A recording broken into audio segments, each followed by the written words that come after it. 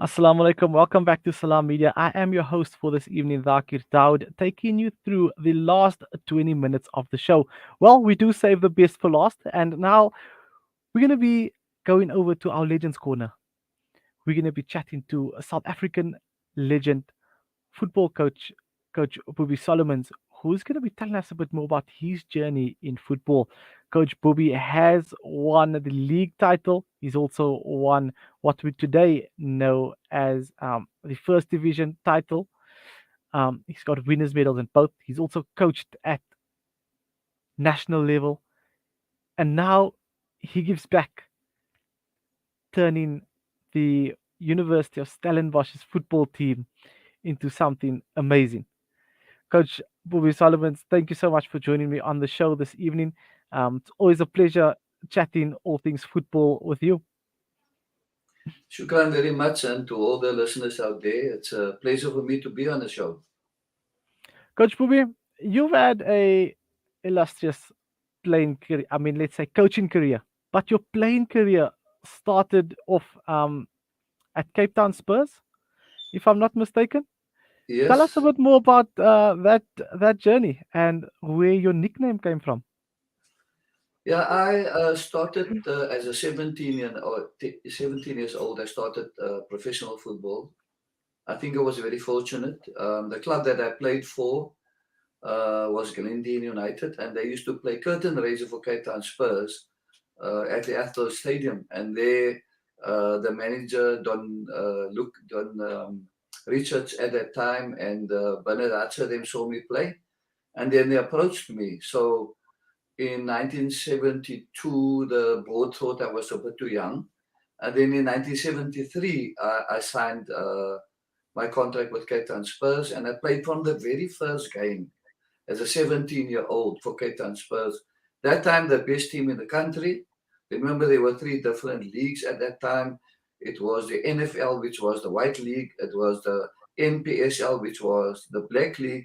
And then it was our Federation League, which had black, whites, coloreds, Indians, Chinese, everybody. So Cape Town Spurs was the top team at that time in the country. And then we won the league in the very first year that I played. So I made a very good start to my football career, and I played every game. From the very first game, I played every game. And then the next year, we won the league again. And 1975, we won the knockout. And 1976, we won the league again. And then the club, Dynamos, when I broke my ankle, Club Dynamos in Johannesburg wanted to sign me. Five of us were approached by Ismail Pahad. He was the manager at Dynamos at that time, and so I said that I am an apprentice electrician, that I won't be able to leave Cape Town. The only way I'll play for Mm. you is if they fly me up every game. And lo and behold, they did that. So every game I flew up for 2 years.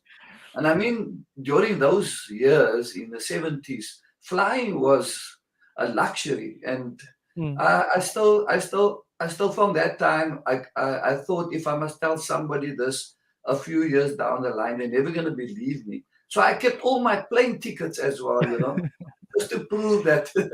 And then I came back to Cape Town Spurs because 10 players left for Cape Town City, and I started coaching. I was a captain and I was a player.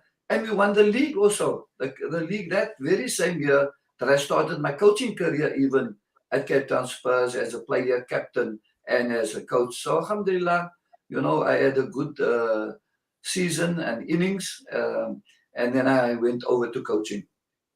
A breath of fresh air, like many would say. But now your nickname, awesome. Tell us a bit more about that nickname. Is it just a regular nickname that, if you from the colored community and you from the Cape Flats, you get these nicknames from people and you just don't know how? How did your nickname, awesome, come about? Well, the fact that I could play as a 17-year-old, that it showed that I had Mm, the mentality of an adult, and I had the fitness of an adult. So my fitness was at a very high level, and I could run for the whole game. I could run even if there was another 40 minutes after that. So that is how I got my nickname Awesome, because they said I never got tired. You know, they couldn't understand where did I get my awesome from because I never got tired, and that is how I got my nickname. That sums Siraja it up Pasha gave pretty me the much. nickname. Well, we have to credit him in the comment section below for that nickname. But Coach Boebie, being a 17-year-old and signing your first professional contract, how much pressure was on you, and what were some of the key fundamentals that you had to keep in your mind when you signed that contract? I was not worried about the financial part. I was not also worried about the longevity of the career. I was more interested, and it was my ambition to play professional football. And I played against Neverland, who was the highest goal scorer the year before, and he played for Glenville, who went unbeaten in the year before. So it was a lot of pressure on me for my very first game. And fortunately for me, that night I thought to myself, you know what? If he beats me, I'm going to catch him again. And no matter who's going to beat me, I'm going to catch whoever beats me. And I'm going to be determined, to Mm. make sure that nobody come past me. Now, I played as a striker, and then when I played professional, they used me as a defender. That time we played stopper and sweeper, so Siraj Abbas played behind me, so I played more as a defensive midfielder. And I was very strong in the tackles at that time. I won the balls in the air, and I think that really gave me the confidence to follow on from there. And I think my first game set the tone for the rest of my career. Most definitely. And you always getting out of the starting blocks quite early. When you made the move to decide you're going to start coaching, you coached at Santos in the late 1980s, and then you made the move to the South African national team, the under 20 team, in 1998. Tell us a bit more about that move, and do you think it came at the right time in your career, and were you satisfied with where you left the jersey from the I time think that you found it? I think my times at Santos, and I was there 4 times, by the way. My times at Santos, I really enjoyed it. Santos was the people's team in genuine Mm. terms. The people of Cape Town, the communities, the team come from that. And we were very good. We won a lot of titles. We had good players, very, very good players. Even the Duncan Crowies, Donny Ronnies at the time, even Gerald Stober, So we had good players at that time. And then in the 1990s, 98, I went to coach the under 20 national team because I was assistant to Sheikh Masaba. Unfortunately for me, in 1998, we were in our first World Cup. And, our country, our officials were just focused on the World Cup. And unfortunately, it didn't work well. The camps that we had to have we couldn't have the camps. Most of our officials were overseas. And we did not do too bad though. But I mean, I was there for about 3 years, being the assistant to Sheikh Masaba and then the national coach. And then obviously I had to take the step up to Santos. And yes, that was a very exciting career for me. I went to become assistant to Clive Barker, Mm. and we won the bobsleigh with me there. And then I coached the team. And a week or so before the season started, we got Gordon Egerson, and then we won the league as a club. And then Gordon left, and I took over as the coach. And then I won the BP Top 8 competition. And at the end of that following season, we won the ABSA Cup with me as the head coach. Playing against Ajax also, and I played against Gordon at that time. So it was a very successful career. And as Santos, we made the people believe that you can win things even with Mm, very low budgets and also with very little stars, because we had professionals like John Mark Itia, we had Musa Otieno, we had Idris Burton, we had mm, Andre Aronson in goals, and we had even like John Mbizo, Ricardo Manetti, who's coach of the Namibian team now. mm, So we had a lot of quality players, but not really stars. And we won so many trophies with such a low budget, and that made the rest of the country believe that it's not money that makes you successful. And this is what I carry over to all the teams that I'm with. That if you work hard, if you work together, if you have a committed team, if you work for each other, you can reach your goals and reach your mm. success. But looking at Santos, and I mean, the footballing community in Cape Town is incomplete without having them in the DSTV Premiership known as today. Where did the wheels fall off? Well, I think even like it is with Ajax. With Santos, we had success because we had a very low budget, right? But that can also count against you, as I Mm, feel, honestly, also with Ajax. You can't keep on just having young talent or inexperienced talent or good players, but not have with you also very experienced quality players that can carry the team. And that is where I feel we went wrong. We mm, did not keep abreast with the developments that was taking place because teams were signing good players, paying good salaries, making sure that everything is professional, having a professional mentality. And you can't always get away with cutting corners and not putting everything into your system. It's not to say that money is going to bring you success. I mean, if you look at Sundowns now, they put a lot of money in, but they also put a lot of other things in place. mm, The quality of the coaching, the quality of the training facilities, the equipment, making sure that your players are treated like professionals. All those are important things for the club to succeed. And I think we try to still carry on with things on a low budget, which I think mm. didn't work. And hopefully Santos will bounce back one day when we rectify those things again. No, definitely. And just looking again at your coaching career, I mean, I'm sure it must be very difficult as a coach in sport, for example, and let's use football specifically, because it's always been on the go and on the road. For you, making the move to Maritzburg United, what was that move like? Did you pack up everything with your family and relocate? And how was that transition phase coming from the south up to, let's say, the west of South Africa?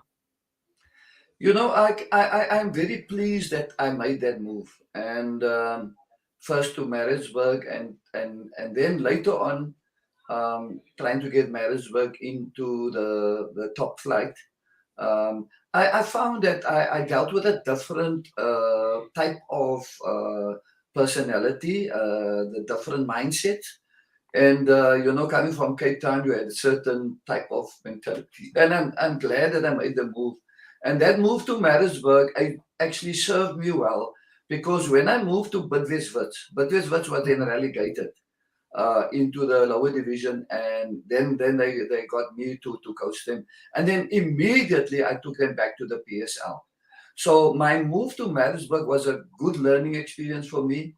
When I went to Bidvest again, there I discovered again a different type of mentality or person that you're dealing with. So it's important as a coach that you are able to deal with different mindsets, different mentalities, Mm, different ways, different things that inspire people or different things that make them mm, succeed. And then when I went to Venda, I went to coach at Black Leopards. Again, a completely different type of person that you're dealing with. Different types of factors are surrounding them, and very humble, more humble, will die for you, play at 40 degrees, as if like it's 18 degrees, that type of thing. Mm, So I'm very happy and very glad that I could move across the country and being able then to deal with different type of mindsets, which made me very valuable as a coach, because if you're able to deal with different mindsets, and in your team you have different personalities, you have different uh, individuals, and everybody is different. And if you try and treat everybody the same, you're not going to succeed. You got mm, to know what made this person tick, what make that person sad. Some people you can be hard on, some people you got to put your arm around the neck and be a more passive approach, and things like that. And that for me was the biggest lesson. Going to Maritzburg, going then to Johannesburg, ending up in Venda, and then going to Polokwane, and then eventually a few years later to Bloemfontein. But I then had a lot in my armory of how to deal with different types of players and mm, personalities and management. Also, the management differs. The professionalism, the focus, the attitude of even management are different mm. as you go from area to area. And I mean, looking at that, you've got a career that spans broad and wide across the country. But what was your favorite club? If you had to choose one out of your entire journey, which one would be your favorite? As a player, I would easily choose Cape Town Spurs, and Mm-hmm. as a club, I would choose Santos. That is still very close to our hearts. I've been there about 3, 4 years ago again, and we tried Mm, to revive Santos. We tried. We even our management team. We spoke to the directors, the owners. We spoke to them. Tell us, we wanted to take this mm, team up. The country want this team back. The people in Cape Town want this team back. And we had a chat to the directors of the club and said, give us this opportunity to run this club. And because we could see also that fighting that willingness to get the club back was not there, you know. mm, And if that is not there, then obviously small things will be overlooked, you know. mm, It's important to keep players happy in the sense that you need to give them what they need, not exorbitant salaries or treat them like kings, but give them what they need, give them what they require. If there is a shortage of something, make sure that you attend to it, you know. And this is mm, really what makes players upset. And at the end of the day, as coaches, we don't get the best out of the players. And it's mm. nice to point a finger at us when the results are not going good. But we can't go in a media, we can't tell people, yeah, the other players were not paid, or they were not Yeah. happy with this, or they were not happy with that. We can't do that, you know? So these are important factors that need to be put out there, Mm. and make sure that the club and the players are all working together to make the club succeed. No, definitely. And I mean, now looking at it at the later stage in your career, where you've now moved on to the University of Stellenbosch and there's Stellenbosch FC that's also in the same vicinity and area.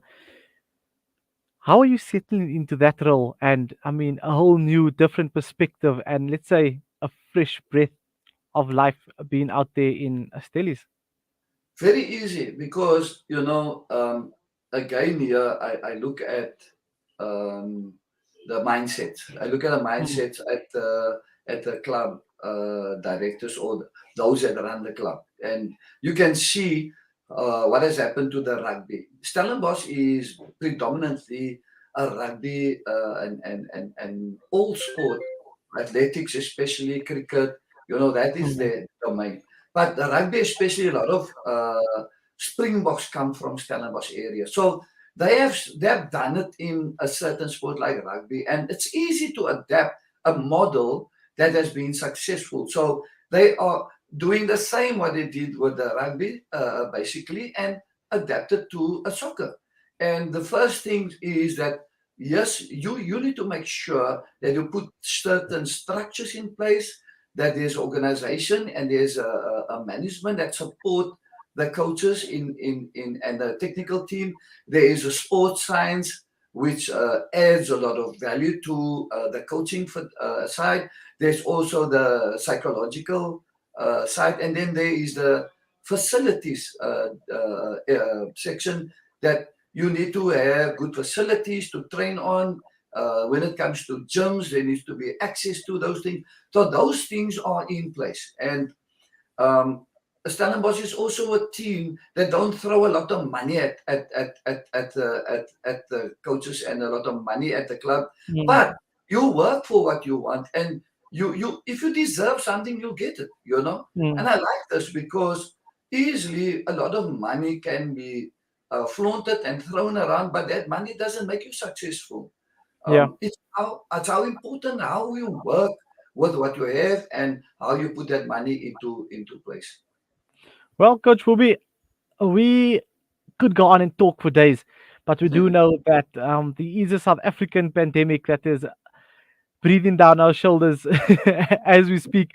Um, Coach Bobby, look, I'm definitely looking forward to doing a part two of this. It needs to be done. We need to get you back on the show and unpack everything that there is to unpack in South African football and tap a bit more into your career and how things are Inshallah. unfolding now for you at Stellenbosch. But for now, we're gonna have to love and let you go, just in case load shedding decides to put our party out. But I'm definitely looking forward to a part two of that. And thank you so much for your insight No, it's a this evening. pleasure. You know, there's still a lot of like things we can discuss with coaching education, because that is my area now that I've gone in. And yes, load shedding is going to hit us any minute now, unfortunately, but that is the way the country is going. But there's a lot to unravel and unpack, because I'm also one of SAFA's technical committee members. I'm also the director of coaching for SAFA Cape Town. So there are so many things here that we can cover, especially when it comes to the development of coaches and the development of players and the academies. So shukran very much for having me on the show. It's really been a pleasure. And inshallah, I look forward to when we chat again. Afwan, it's always a pleasure chatting to Coach Boebie Solomons, telling us a bit more about his career and his life in football, from playing right through to being a coach and a coach of international caliber. Let's call it that. But well, that's it from myself, Zakir Daud. Look, load shedding is about to come down on Coach Boebie, but for us, we've got time to wrap things up quickly. We started off the show chatting to Griquas coach Alan Salter, who will be preparing for the final of the Currie Cup tomorrow afternoon, for that matter, taking place in a sold out Griqua Park in Kimberley. Yes, the stadiums are full. You heard correct. Tomorrow we're going to be looking forward to the Currie Cup, who returns to Kimberley for the first time in 52 years. And after that chat, we in the second segment of the show, we had a chat to Coach Labib Levy, the URC champions, the DHL Stormers. Labib told us a bit more about the secrets behind the scenes and what it took for him to become successful with the team. And we ended off the show with Coach Boebie Solomons. Well, if you missed anything, any segment of the show, you can get them on our social media platforms, and it will be shared on Salam Media's socials as well. From myself, Zakir Daud, and the team here back in Johannesburg, thank you so much for tuning in. And until next week, we look forward to chatting all things sport with you.